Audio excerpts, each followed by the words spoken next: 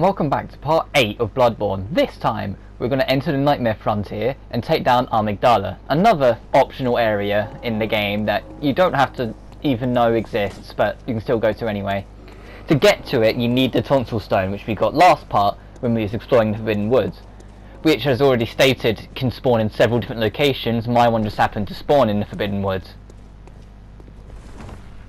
Where Amygdala is when you leave the Grand Cathedral, turn left instead of right. We've been in this little bit before because I showed it off, but like in part 5 I think it was.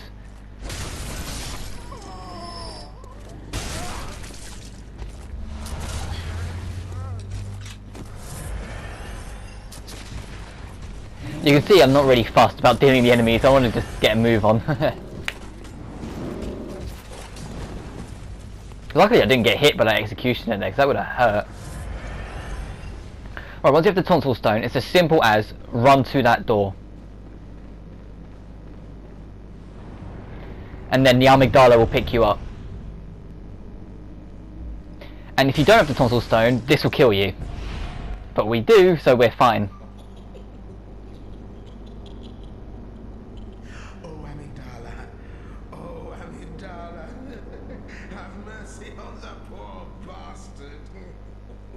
It says have mercy, yet we beat the thing in one attempt when we actually get to the fight.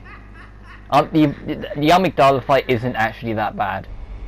It's not the defiled Amygdala you can fight in the chalices. That one's a nightmare, but it's a very manageable fight when we get there. But we don't go to the Nightmare Frontier straight away. We go to the ground floor of the lecture building, which is where about 90% of your subtle plot dumps exist. What a joy it is.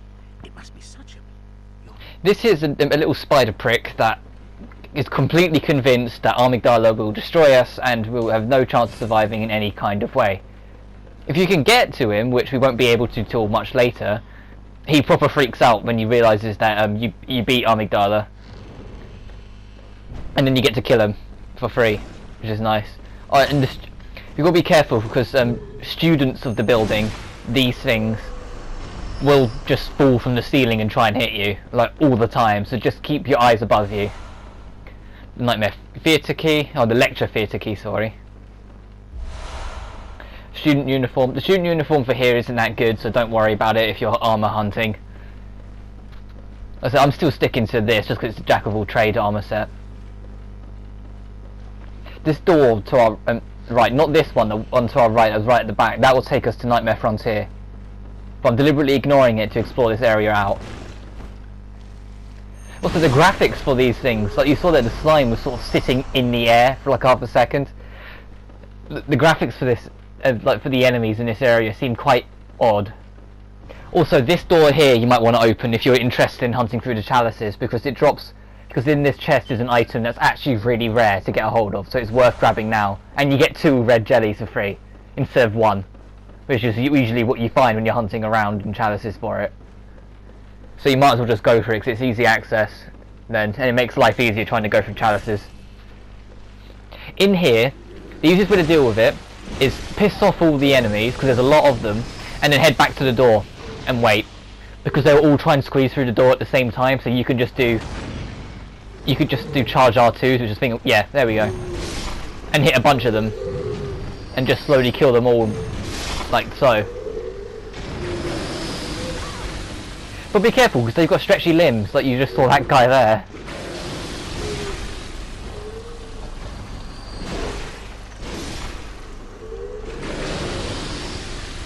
And they're also spitting their harmful slime everywhere. Almost all of them are dead. This guy for some reason doesn't want to stand up. There we go. And if you open this, then that chest is your next magical item if you're hunting them. The Alga of Abritus. I'm not sure what that actually does. Like, it summons a mini Abritus, which I think is the tentacle arm of death that you launch in front of you, if I remember rightly. But we've got everything we need to, so now I'm going to actually go to the Nightmare Frontier for properly.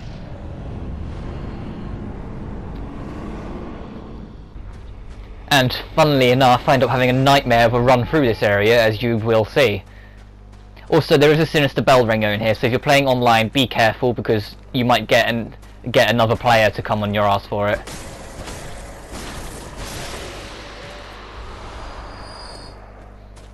There is a lot of the blood spider things as well, so if you want to grind on materials, there you go. Be careful with these enemies. These ones aren't so bad, but later on, when we go to the Nightmare of Mensis, they will have giant worms inside them that will come out and attack you if it dies. So for now, you can kill them and fight them and be alright. There's a shortcut, but we can't access it yet. But later on, it's better to run past them than it is to fight them, trust me.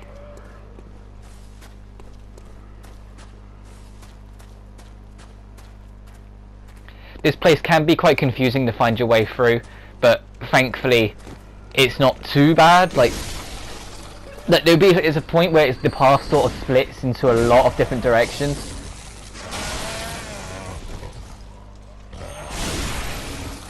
So I was just at the Sherlock, so I wasn't sure what I survive and what I don't, because it's been quite a while since I recorded this. But there's a lot of different paths in this area, but thankfully they all do lead to the same spot. It's just that there's a lot of different paths, so you can end up getting a bit disorientated from it. Also, that item drop there, don't go for it. No matter how close you get to it, don't bother, because the moment you get close to it, a little cutscene will spawn where you get knocked off the bridge and fall into the water below. And the water's poisonous.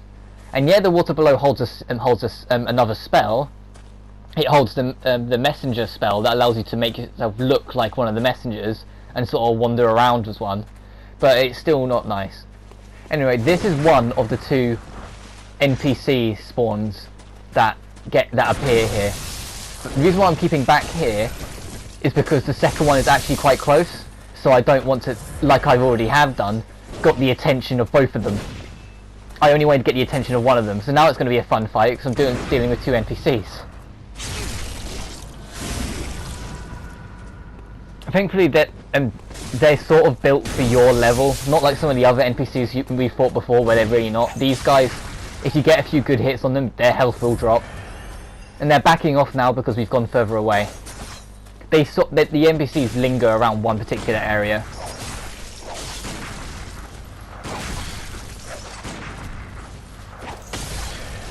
And I'm getting ruined by this guy, the cane. I'm wary of the guy with the axe as well. This isn't the biggest challenge of this area. Like, it's tough, but it's not the biggest threat. Like, if you get through this, don't think you're safe yet. And this guy's just going to combo me to death if I don't get out of there. There we go. Thankfully, neither of these have numbing mist. There are some NPCs that actually have numbing mist, which if you don't know what that is, it makes it so you can't heal. And there's an NPC that I don't fight in this run, but can, that will take any opportunity he can to throw numbing mist at you.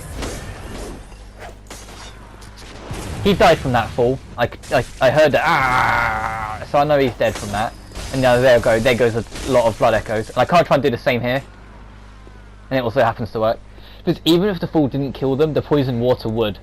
Because it's a very dangerous, consistent poison, so as soon as they go down there, I consider them done.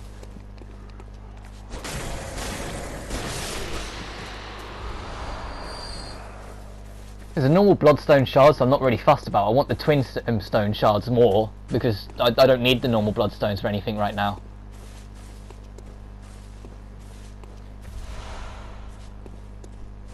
Fading Lake, I believe that's arcane resistance. That it will increase, so if you end up dealing with a lot of magic based enemies, which you will if you start going through chalices, it might be an idea to equip that if you're struggling. Be careful here. Don't look, that monster there is deliberately designed to make you run out in the line of sight of that big prick there, because that boulder at our level is an instant kill. Like, the actual creature itself can't actually do that much damage to us, but the boulder, it's an instant kill. So no matter what happens, don't let that happen. Don't let that happen. Which I will demonstrate. I know at one point in this video I get hit by one and it just flat out kills me. I think it's actually coming up.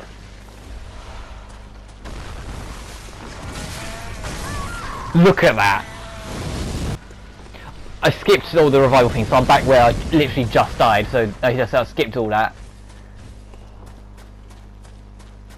But seriously, don't fuck about with any of the enemies that throw boulders, because it is an instant kill. Also, the moment you stand on this, it's supposed to fall. For some fucking reason, it doesn't fall. So, off screen, I have to cut to making that fall again, just so I could have the shortcut. So I'm just here like, god damn it! But look, it's supposed to do that. So now you have an easy access back up. And it just didn't do it for me for some reason. And that, you have no idea how much that bugged me. There's also an item back here that I missed, another Madman's Knowledge. And now we have our shortcut back to the start, so I'm going to take the opportunity to go back to the Hunter's Dream, use the crap ton of blood echoes we have, and maybe spend some... Well, no, I hardly spent any insight during this, so probably not. Farewell. Yep. I think I'll try and upgrade my sword more after repairing it. Oh no, I don't, I just get moving. You can buy both kinds of paper from the Insight shop now if you like stacking up to them, because the cost of the basic items for Blood Echoes will increase as you go along the game quite a lot as well. So it's better to get them from the Insight shop eventually, just because it's cheaper overall. Right, when you cross this bridge, the item I was on about earlier about not going for, it's there. And you can see there's actually shining coins to deliberately try and lure you down there. Don't, because like I said, it will activate a cutscene where you get kicked off that ledge down into the poisonous water below. And the item's not even any good. It's like one antidote.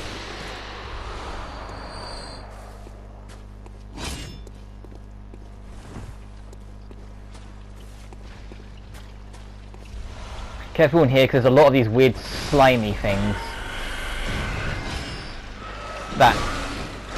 But I had no idea what these creatures' purpose really was up until I played the DLC. Because I'll point them out again when we get to it, but in the last area of the DLC, there's a bunch of enemies that have a very similar design to that. And because of that, the lore of that area, of how they were tested and turned into monsters in this nightmarish abomination of a land, it makes sense that those slimy-like creatures are also here, because of where the last area of the DLC is heavily believed to be linked to here. Because you can find the ships in Nightmare Frontier. When you look over at certain parts, you can see the mast of ships, and those ships you're on the same level as those ships in the DLC when you reach that last area. Wasn't here, you're way above them and you can see the masts. Here's the Poison Lake bit that you have to go through, so I just try and roll through it and make the most of it, whilst also being aware of the boulder throwing prick here. I don't really bother trying to fight him, I just get past and get moving. Right, major warning, up ahead is your very first encounter with a winter lantern. These things, I still believe, are the most dangerous enemy in the game, because they will make your frenzy meter go up so fucking quick, and if that grab attack connects, you're dead. Because your grab attack will always do about 30 to 40% of your damage, and frenzy will always take off about 90%, so you won't survive. It's a combo to kill, no matter how you try and do it. What I did there is when you're in mid-visceral, frenzy does not harm you during a visceral attack. For some reason. Oh, I got a chunk out of that. That's a third tier items. That's very good. So I didn't take any damage from the frenzy because I was in mid animation of the visceral. So that's the only safe way of beating a Winter Lantern. But that's hard because the timing for their parry is one of the strictest in the games, and there's nothing more infuriating than trying to take the shot, missing the shot, and then just being grabbed and knowing it's over. Because the way frenzy works is that, because I've mentioned before that if you get grabbed, you can quit the game and re-enter it and it'll pull you out the grab. Frenzy doesn't apply to that. If frenzy goes off and you take the 90% from that and then try and quit and then go back in, it will hit you with frenzy again as a punishment. So you'll be hit with 180% of your health. Take a wild guess as to why you can't. Anyway, up ahead is the shortcut I mentioned when we first entered this area that I'm going to open up. Because the Amygdala, the prick who brought us here, is waiting for us quite close by now, so this is quite a nice shortcut to open up. Also, these enemies will go into a more feral form when they're below half health, so be wary of that because their feral form is quicker, hurts more. Because I activate the shortcut but I don't follow it along, I just activate it in case I die, and then I just immediately turn and start heading towards the Amygdala.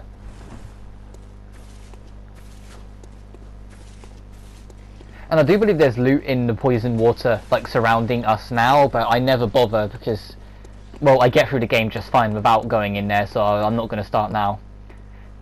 Time for our obvious boss fight. Now, if you remember the cleric beast, where you had to go all the way to the end of the bridge before the boss started, this is another boss where it sort of tries to lull you into thinking there isn't a boss fight until you get about halfway across the arena. Because now Amygdala appears.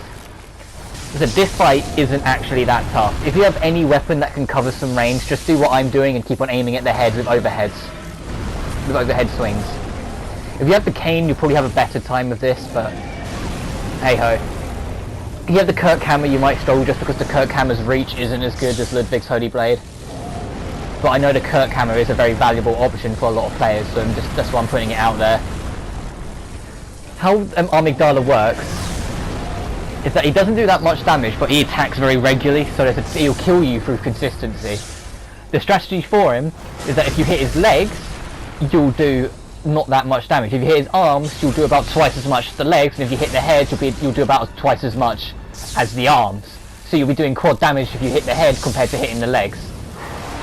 So it's always worth trying to aim for the head if you can. If not, just go for the arms, because the arm is still better than the legs. The jump attack is his most painful damaging attack. When he's a third of the way down, you'll do a big roar like you saw there, where there's a chance he'll start shooting lasers. And he'll do the jump attack more frequently. This is where, if you're not being ballsy like I am, I recommend not attacking the head, instead attacking the arms, because they're much easier to get, and on one swing you might be lucky and hit 2 arms if you've got a broader weapon, making up for missing the head. The Amygdala is weak to electric, being an insight monster, and this is also technically the first great one you can fight in the game. You can also do like the exploding slam attacks in the second phase.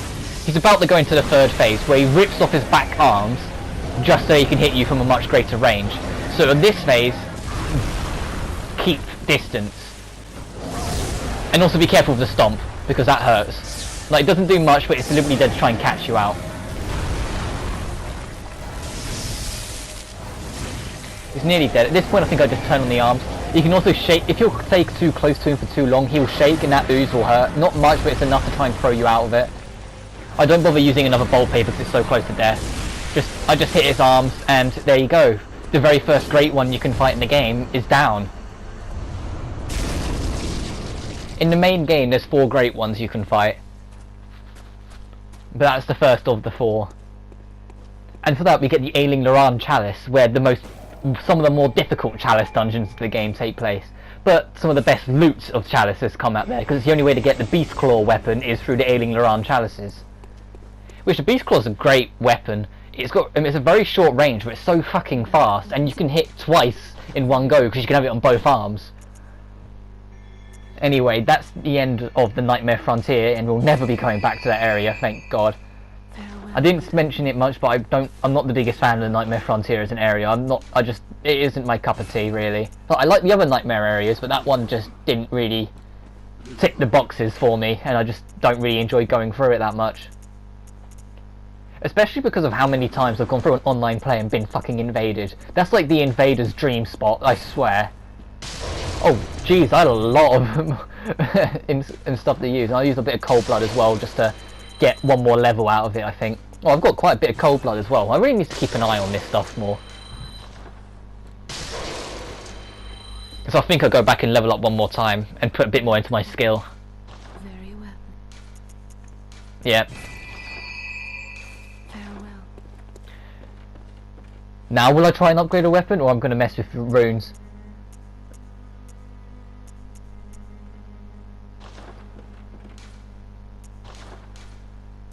Come on, I picked up a lot of stuff. Go on, Rob. Go to fortify it. Oh, I don't actually have enough. What? That one actually ups my physical attack, so I equip that. When I realise it's not actually an elemental one, it's a normal. And now our sword's even more upgraded than it already fucking was.